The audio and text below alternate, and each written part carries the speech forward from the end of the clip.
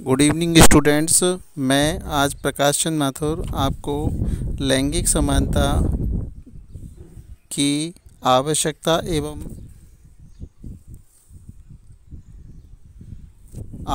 एवं महत्व के बारे में आज अपन अध्ययन करेंगे। तो देखिए, लैंगिक समानता का मतलब है पुरुष स्त्री दोनों ही समान हैं और दोनों को ही आवश्यकता एवं महत्व बराबर बराबर है, चाहे वह राजनीतिक क्षेत्र में हो, चाहे आर्थिक क्षेत्र में हो, चाहे सामाजिक क्षेत्र में हो या शिक्षा के क्षेत्र में हो। उनकी स्वतंत्रता सुनिश्चित किया जा गई है। ठीक है, अगर हम देखें तो उनमें भेदभाव व असमानता को हमें समाप्त करना चाहिए। यही हमारा आज का टॉपिक है, लैंगिक समानता की आवश्यकता एवं महत्व। तो इसमें देखेंगे, सबसे पहला पॉइंट है परंपरागत विषमता को समाप्त करना। देखिए, जो पुराने समय में विषमताएं थी कि नारी घर का ही कार्य करेगी, वह परंपराएं अब समाप्त हो चुकी हैं। अब लैंगिक जो असमानता थी उसको समाप्त करके हम समानता का प्रयास कर रहे हैं। लैंगिक समानता स्थापित नहीं की जा सकती जब तक परंपरागत विषमताओं के कई रूप हैं, जैसे विशेषाधिकार, हैसियत, निर्णय प्रक्रिया, स्वतंत्रता संबंधी असमानता पूर्णतः दूर नहीं किया जा सकता। देखिए, इसमें ये बताया गया है कि जब तक नारी खुद स्वयं निर्णय नहीं लेगी तब तक वह समान अधिकार प्राप्त नहीं कर पाएगी। जब तक वह खुद स्वतंत्र नहीं रहेगी तब तक वह अधिकार प्राप्त नहीं कर पाएगी, असमानता उसमें व्याप्त रहेगी। उनको एक विशेष अधिकार दिया जाना चाहिए जिससे कि वह आगे चलकर एक अच्छा प्लेटफॉर्म तैयार कर सकें। नेक्स्ट पॉइंट है अपना संतुलित सामाजिक विकास को सुनिश्चित करना। देखिए, संतुलित हमारा समाज कब बनता है, जब दोनों, जैसे पटरी होती है ना, तो ट्रेन क्या है, चलती है, उस पर ट्रैक पर चलती है। अगर दोनों पटरियों में समानता नहीं होगी और थोड़ी सी डिसबैलेंस होगी तो गाड़ी क्या होगी, उतर जाएगी। उसी प्रकार से पुरुष व स्त्री हैं, अगर दोनों अनबैलेंस होंगे तो समाज के अंदर जो लैंगिक समानता है वह क्या होगी, गड़बड़ा जाएगी। और गड़बड़ाने से क्या होगा, आर्थिक, सामाजिक, राजनीतिक, शैक्षिक स्थिति क्या होगी, धीरे धीरे समाप्त होती चली जाएगी और बेरोजगारी, भ्रष्टाचार, बहुत सारी असमानताएं उत्पन्न हो जाएंगी। इसलिए स्त्री पुरुष दोनों का ही पूर्ण रूपेण विकास किया जाना चाहिए और जिससे संतुलित विकास हो सके और समाज को उम्मीद की जा सके। नेक्स्ट पॉइंट है भेदभाव समाप्त करना। देखिए, भेदभाव में क्या है कि ज़्यादातर महिलाएं भेदभाव का शिकार होती हैं। क्यों होती हैं कि महिलाओं को मानसिक स्वास्थ्य ठीक नहीं होने के कारण समय पर उनको तनाव रहता है। कई महिलाएं तनाव में रहती हैं तथा मानसिक स्वास्थ्य अच्छा नहीं रहता है। तो देखिए, मानसिक स्वास्थ्य अच्छा क्यों नहीं रहता है कि वह सदैव या तो अपने माता पिता की चिंता करती रहती हैं, या भाई बहन की चिंता करती रहती हैं, या पढ़ाई की चिंता करती रहती हैं, या फिर अपने घर जाती हैं तो वहाँ अपने पति की, बच्चों की लालन पालन पोषण की, या फिर आगामी जो चीज़ें हैं उनकी चिंता करती रहती हैं। तो सारा जीवन उनकी चिंताओं में निकल जाता है, जिससे उनके साथ में भेदभाव उत्पन्न हो जाता है। नेक्स्ट पॉइंट है अपना आर्थिक स्वावलंबन। इसमें देखेंगे कि आर्थिक स्वावलंबन कब आएगा, विशेषकर महिलाओं में, जब उनका आर्थिक पक्ष मजबूत होगा। आर्थिक पक्ष कब मजबूत होगा, जब उनमें लैंगिक समानता आएगी और वह खुद स्वावलंबन बनेंगी, आत्मनिर्भर बनेंगी। और जब वह आत्मनिर्भर हो जाएंगी तो महिलाओं में जो असमानता है वो समाप्त हो जाएगी।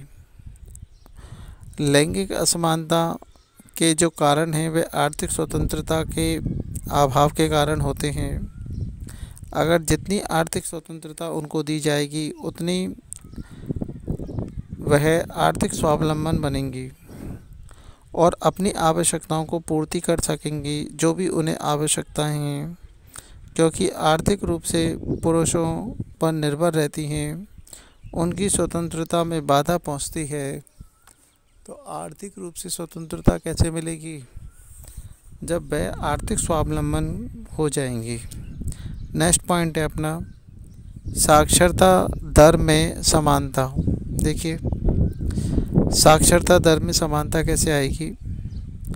जब बालक और बालिकाओं को समान शिक्षा उपलब्ध कराई जाएगी, समान विद्यालय उपलब्ध कराए जाएंगे, उनकी शिक्षा पर जोर दिया जाएगा और बहुत सारी चीज़ें हैं जो शैक्षणिक रूप से उनको प्रदान की जाएंगी। छात्रवृत्ति प्रदान की जाएगी, हॉस्टल्स खोले जाएंगे, विशेष विद्यालय खोले जाएंगे लड़कियों के लिए। तो साक्षरता दर में क्या आएगी? समानता आएगी।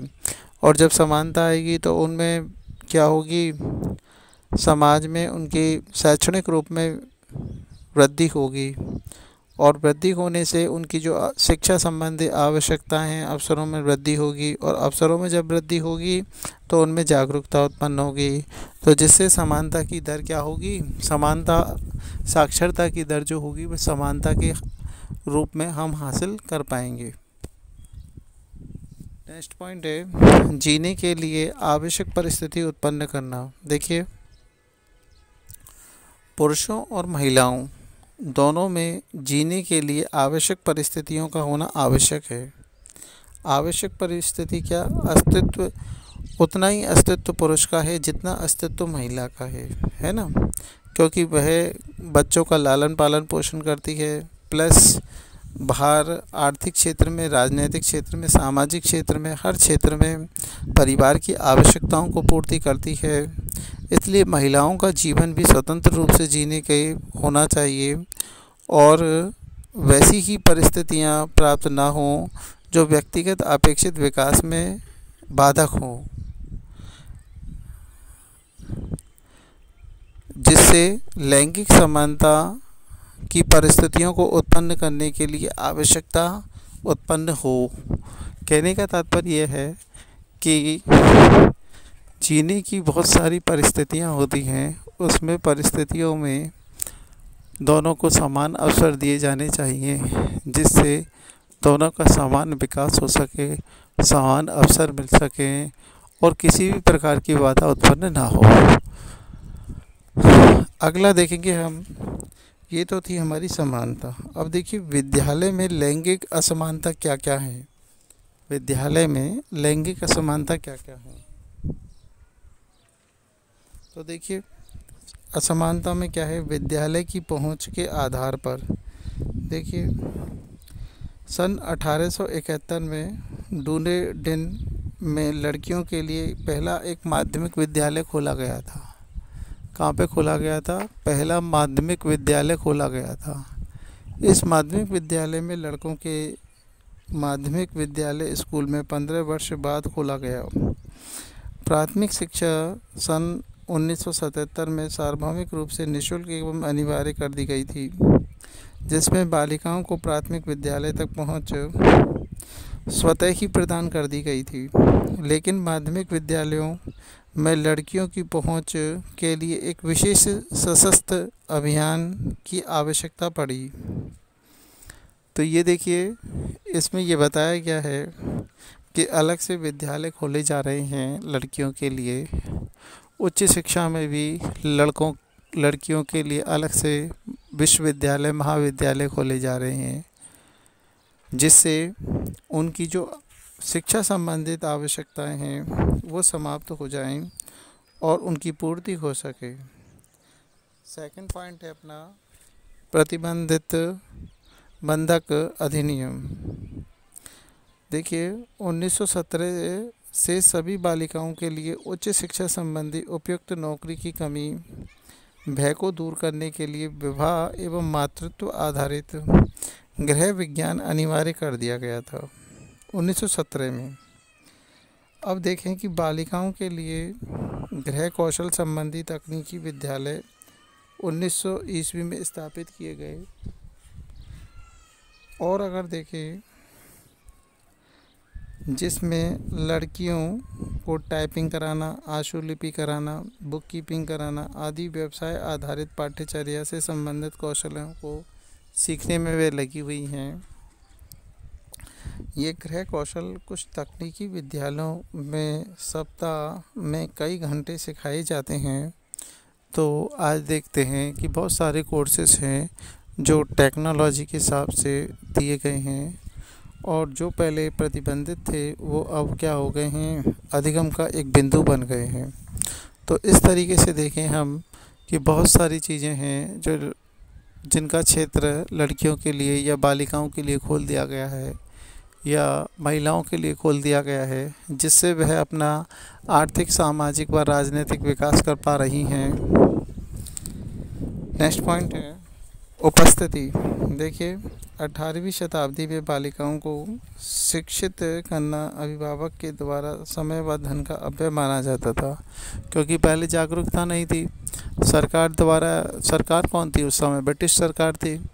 तो 18वीं शताब्दी में ये इस प्रकार की जागरूकता नहीं थी। केवल ये माना जाता था कि लड़कियां केवल अपना आगे चलकर घर संभालेंगी, इसलिए इनमें देखा जाता था कि इनमें कोई भी पढ़ाने की आवश्यकता नहीं थी, केवल समय व धन का अपव्यय करना था माना जाता था। लेकिन आज प्राथमिक, माध्यमिक दोनों स्तरों पर बालक बालिकाओं को स्कूल जाना अनिवार्य कर दिया गया है। घरेलू कार्यों से भी मुक्ति मिली है और उनकी बेटियों का विवाह के जो थे वह पहले जल्दी कर दिया जाता था, लेकिन अब वर्तमान में हम देख रहे हैं कि जब तक वह अपनी पढ़ाई पूरी नहीं कर लेती है या अपने पैरों पर खड़ी नहीं हो जाती है, तब तक बालिका का विवाह नहीं किया जाता है।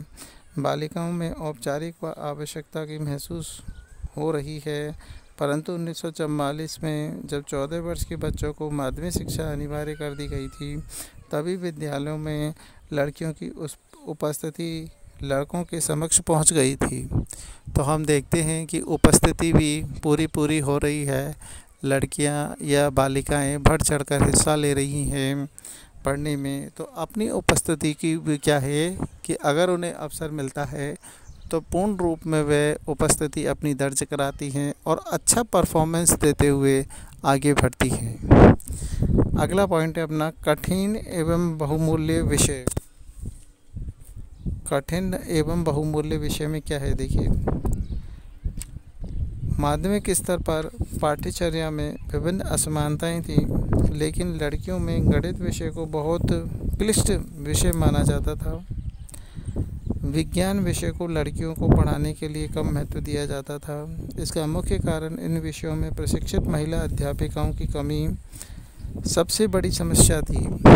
देखिए विज्ञान में बहुत सारी चीज़ें होती हैं और गणित में भी बहुत सारी ऐसी चीज़ें होती हैं जो क्लिष्ट होती हैं, तो उनके लिए लेडीज़ टीचर का मिलना बहुत ही मुश्किल हुआ करता था। इसलिए उनको ये विषय कम ही उपलब्ध कराए जाते थे, क्योंकि जब टीचर ही नहीं होगा तो उनको पढ़ाएगा कौन। इसलिए उन्हें गृह विज्ञान और सिलाई का, टाइपिंग का, इन चीज़ों का ज्ञान उन्हें ज़्यादा दिया जाता था। तो कठिन तथा बहुमूल्य विषय उनको नहीं दिए जाते थे। ये एक असमानता है हमारी महिलाओं व बालिकाओं के लिए। नेक्स्ट पॉइंट है विषय आधारित प्रतिबंधितता। देखिए मातृत्व को प्रोत्साहित करने के अभियान के भाग के रूप में गृह विज्ञान विषय को 1911 में प्रारंभ किया गया था, जबकि चिकित्सा एवं कानून आधारित अध्ययन क्षेत्रों में महिलाओं के लिए लगभग समाप्त कर दिया गया था। तो चिकित्सा क्षेत्र में या कानून के क्षेत्र में महिलाओं को अध्ययन समाप्त कर दिया गया था और उनके लिए कला, मानविकी संबंधित विषयों को रखा गया था। धीरे धीरे विकास होने के साथ 1990 के दशक में कानून, इंजीनियरिंग, चिकित्सा के क्षेत्र में महिलाओं की संख्या में वृद्धि होने लगी। आज आपने देखा होगा कि ज़्यादातर लड़कियां नीट की परीक्षा देती हैं, है ना, डॉक्टर्स बनती हैं या फिर इंजीनियर्स बनती हैं या चार्टर्ड अकाउंटेंट बनती हैं। तो इस तरीके से वो उच्च शिक्षा में भी जा रही हैं। यानी उनका प्रतिशत 50 से ऊपर है, तो यह हम नहीं कह सकते कि वह नहीं जा रही हैं। नेक्स्ट पॉइंट है अपना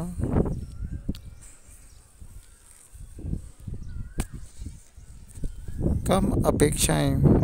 देखिए, कम अपेक्षाएं क्या होगा कि यह प्राथमिक व माध्यमिक विद्यालय में छात्रों में उच्च कक्षा आकांक्षाओं को विकसित करने के प्रयास कर रहे थे, लेकिन परंपरागत आधार पर 20वीं सदी में बहुत सी लड़कियों को निम्न आय व निम्न स्तरीय रोजगार की ओर अग्रसित कर दिया गया था। सन 1970 से 80 के दशक में कुछ अभिभावक, शिक्षक एवं विद्यार्थी पुनः उदित नारीवाद आंदोलन से प्रभावित होने के कारण लड़कियों की स्कूल आधारित अपेक्षाओं के अध्ययन विषय संबंधी सीमाओं को चुनौती प्रदान की है। तो जो हम पहले कम अपेक्षाएं लगा रहे थे 20वीं शताब्दी में परंपराओं के कारण, लेकिन वर्तमान में अभिभावक बहुत ज़्यादा अपेक्षाएं लगा रहे हैं कि वह आगे चलकर बहुत अच्छा करेंगी और आगे चलकर लड़कों से भी आगे बढ़ेंगी। नेक्स्ट पॉइंट है लड़कों के विरुद्ध भेदभाव। देखिए, प्राथमिक शिक्षा में लड़कों को की शिक्षा के साथ साथ महिला अध्यापिकाओं के आधिपत्य लड़कियों की शिक्षा के समर्थन देता महसूस किया गया है ना। तो उसमें क्या लड़कों को भी क्या दिया जा रहा है, महत्व दिया जा रहा है।